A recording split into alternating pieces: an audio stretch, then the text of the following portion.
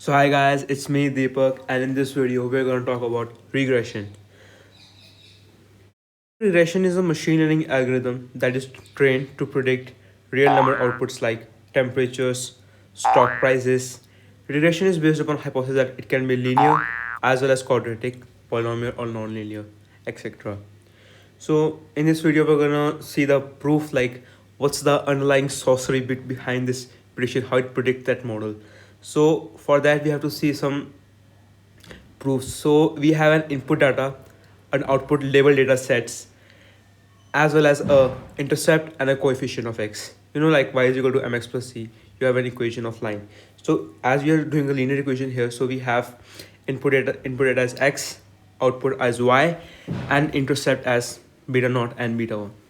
So if we see, we can write this equation as y is equal to beta x. We have a beta equal to 2 cross 1 matrix, x is equal to 2 cross n, and y is equal to n cross 1 matrix. So if we try to see the proof, so to start with, we have to see the error. Y is equal to x minus b.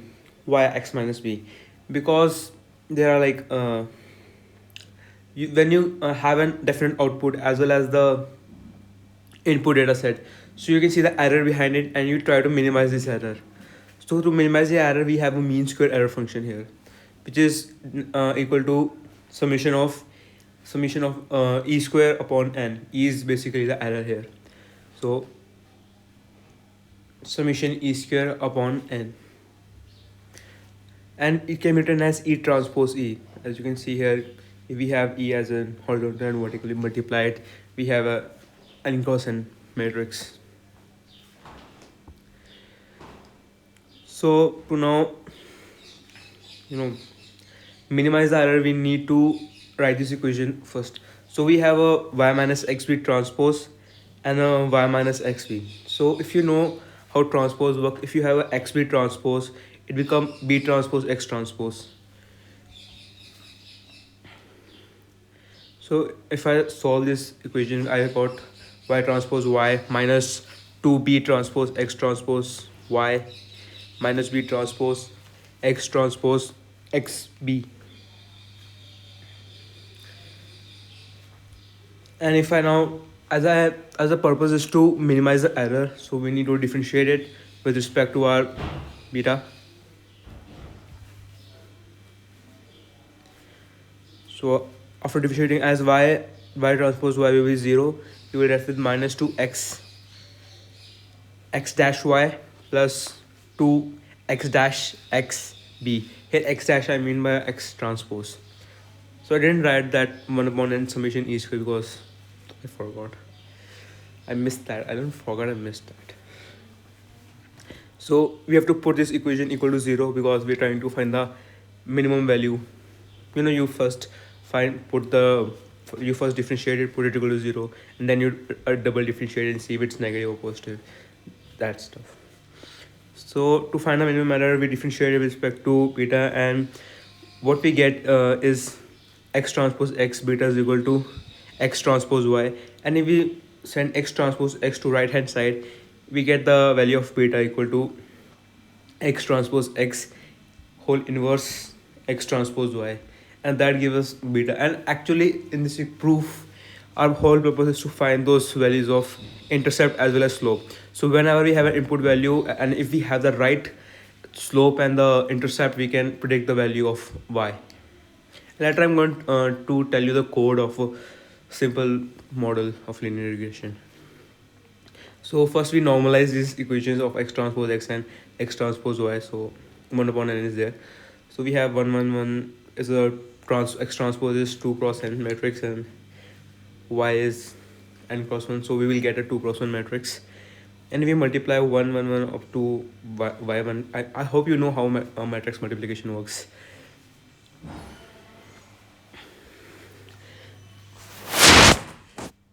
So here y1 plus y2 plus yn, if we divide it by n, we get a mean value of y. That's why there's a slash there. And similarly for x1 y1 plus x2 y2 plus, we'll get a mean value of xy. So if now I solve the equation for x transpose x, So I have a 1 plus 1 plus 1. Here are 2 cross n matrix and n cross 2 matrix. So I'll end up having a 2 cross 2 matrix.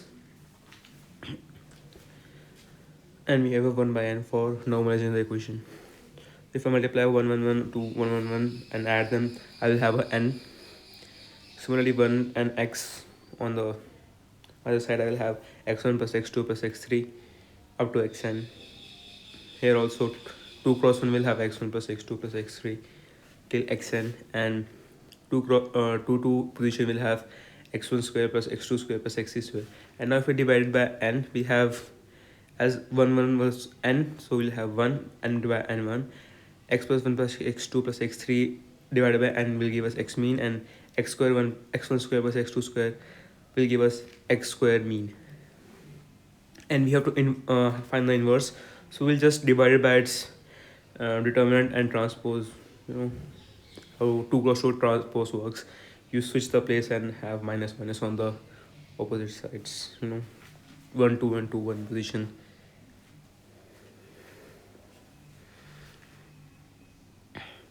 So now I have written multiplied. Now I have again written the equation with the values that I have gotten earlier.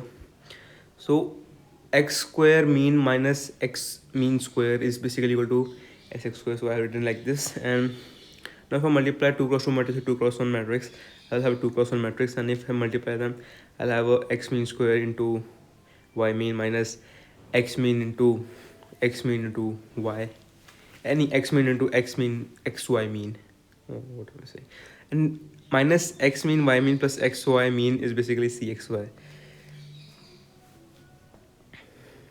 So the second equation is basically cxy, and x square mean is basically sx square plus x mean square.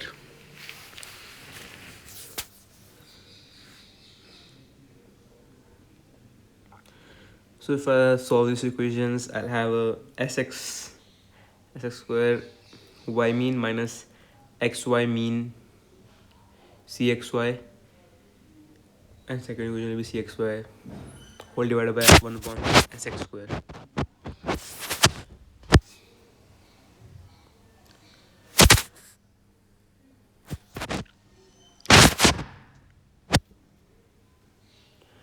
So if I solve this, remember that this equation is equal to beta, and beta has the intercept as well as the slope. So the first is beta 0 and second is beta 1. Beta 0 is intercept and beta 1 is our slope here.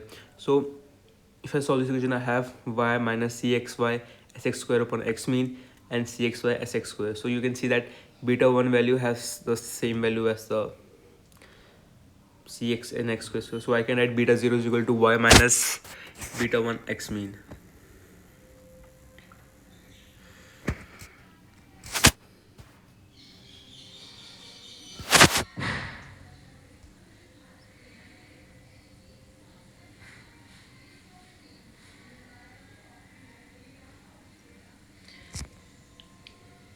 Actually there's a problem. It's not beta minus 1, it's y minus beta 1 x mean. There's a problem I have.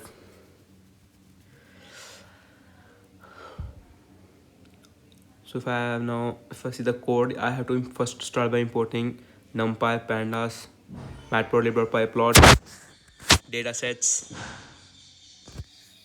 So I have 2 datasets here.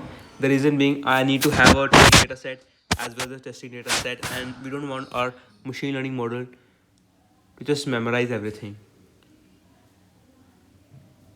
We don't want a machine learning model to memorize the datasets, so we have 2 different datasets, as training datasets and as a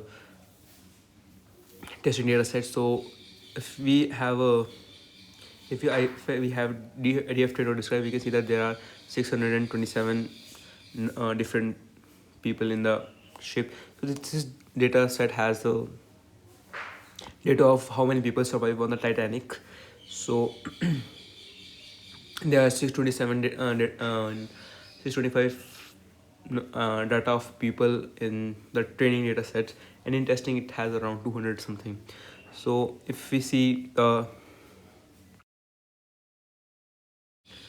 let's say categorical column. So here we have some columns with numbers like age and fair, and there are some columns where they have names like if you see the class column, it has third class, second class, and first class. So we have to teach the model that that there are three different unique variables in columns. So like in class we have first class, second class, third class, and with the second line that dot append, it will add the numbers to that equation. So it's going to train it to the unique variables that it has, and based on that unique variables, it's gonna memorize the model that there are these two, like in sex it has male and female. So based on that, it will the model will learn that these are category column, these are their unique values, and based on those values it will number them. And that's how it works, feature column. And for the number column we have basically same thing. So why are we splashing the data set? So if you see make input data, we have uh, data df, label df, number of epochs, shuffle true, number of epochs is 10. To train the data sets, we are using a batch size of 32. The reason we're using batch size is because in this data set there are 627 input data for training, but in practical purposes there can be like a lot of data, and we cannot just load it into our system. So in batch size like 32, like what here we are doing, that's why we have a splicing function here. So we are just cutting the data set, shuffling it, and training the data set with the random values. We are going to apply this special function to our testing to our training data set and not to our testing data set. That's why the testing data set has the false has number of epochs equal to 1 and no shuffle. And if we see the code of the numerical column, we have feature column dot append dot tensorflow dot feature column dot numerical column feature name and dtype float 32. So basically it's number, and you don't have to memorize the whole code. It's just for you to understand, and you can always copy this code anytime. I will have a link in the description for the whole code. So if you print the feature, if you print like something like feature column or like feature column, we will have the different variables. Like here you can see I have the vocabulary list category has like sex for like male female, it has got different variables that makes no sense. And if I do a df train dot unique, so for this I will have a actually I should have the column name. So I have sex, so I'll have male and female. So as you can see, it's just take the unique name here, and based on those unique name it numbers them, and that's why it's trained the model that way. So for categorical column it have unique variables, it numbered them based on that, and that's why. So the y data set that it has is the y eval and the y train it has are basically the label data sets. So it is a form of supervised learning. So if I see here the linear estimator, linear est, I have TensorFlow estimator or linear classifier. So it is a TensorFlow using its estimator. I will have a link of TensorFlow site so you can read that properly. And here you can see I have linear estimator train. We're training the training input function, and while evaluating we have our eval function.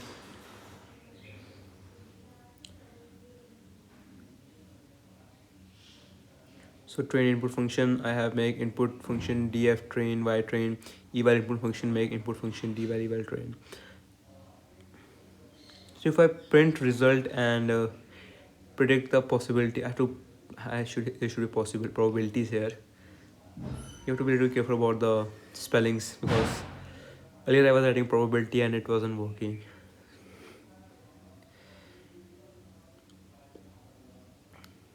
So if we compare this value, like the accuracy of the model as well as the what we are getting, so the probability of the person was like 6 7 like 6%. And if when I write the information of the person, I get like he was a male of this year old, Southampton, etc. So you can see that how the dataset is predicting the values. Let's now see a few other things. Like if I write df train dot sex dot value counts and plot the data set for kind of like batch. So I can see that there are more number of males than female in the training data set. And if we see a ROC curve, ROC is like a reserve, what's that? Receiver operation characteristic graph. So it's receiver operation characteristics. So if I just print this data set, you can see the number of false probabilities and the true possibilities by plotting this curve. So we earlier had a graph here which shows the predicting data set earlier. So if I show you the data sets of, like, I actually pop the data set of survive, because survive is our Y data set. We have to predict that how many people survive on the train, on the Titanic. So that's why I pop the survive, and that was our label data set. And if I use that, if I didn't like print that earlier, I would have a survive data set too. So here you can see that if I print like the DFA will describe, I can see that the number of testing dataset was 264. So here I was using a TensorFlow site like builder.linear model with test. So guys, if you like this video, consider subscribing, like the video, and comment down for any future suggestions.